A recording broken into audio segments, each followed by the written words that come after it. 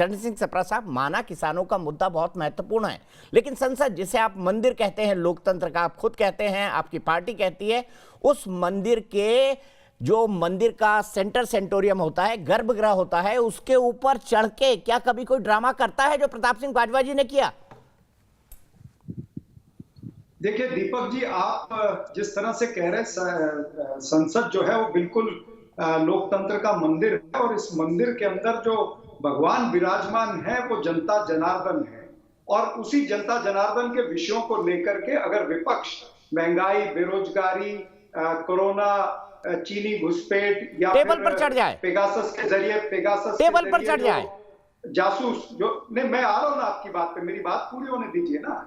अगर जासूसी कांड के ऊपर भी सरकार चर्चा नहीं करना चाहती, जो नेशनल सिक्योरिटी से जुड़ा हुआ विषय है, तो फिर ये सरकार जो है ये अहंकारी सरकार है और अहंकारी सरकार हठधर्मी दिखा रही है। और हठधर्मी दिखाती है तो वो लोकतंत्र के भगवान की अवमानना कर रही है, उसका अपमान कर रही है, ये मेरा कहना है। अब मैं आता हूं आपकी बात पे। 19 दिन का सत्र था, तो 17 दिन में आप वाइंड अप कर रहे हैं, 2 दिन बचे हुए थे। अरे जब आप टेबल पर चढ़कर डांस करेंगे, रूल बुक फेंकेंगे, तो संसद क्या चलेगी? आज भी कागज फेंक के मारा गया। चरण सिंह सप्रा साहब, आप मेरे सवाल का जवाब नहीं दे रहे हैं। क्या मंदिर में भगवान के ऊपर चढ़कर कोई नाचता है? आपके सवाल पर इसीलिए मैं आखिरी में आ रहा हूं, क्योंकि आप मुझे मेरी बात कहने नहीं देते। मैं भी बहुत क्या बात कर रहे हैं चरण सिंह सप्रा साहब? कम से कम मुझ पर आरोप मत लगाइए। सवाल ये है कि ये नौबत क्यों आई? ये नौबत इसलिए आई, अगर सरदार प्रताप सिंह बाजवा को वो रूल फाइल फेंकनी पड़ी तो उनको, वो खुद प्रताड़ित हैं। वो इतने किसान, जो 800-900 किसान जो आंदोलनकारी किसान हैं, उनकी मृत्यु हो चुकी है, उनकी आवाज सरकार नहीं सुन रही है 8 महीने से। वो जाड़े में भी बैठ रहे हैं, गर्मी में भी बैठ रहे हैं, वहां पर बरसात में भी बैठ रहे हैं। वो उन किसानों की अवमानना हो रही है, धरती पुत्र की अवमानना हो रही है। आप 25 लाख करोड़ का जो कृषि क्षेत्र का बिजनेस है, वो मात्र 2 या 3 उद्योगपतियों को देना चाहते हो। ठीक है, आपकी हर बात मान ली, पर क्या टेबल पर चढ़ जाए?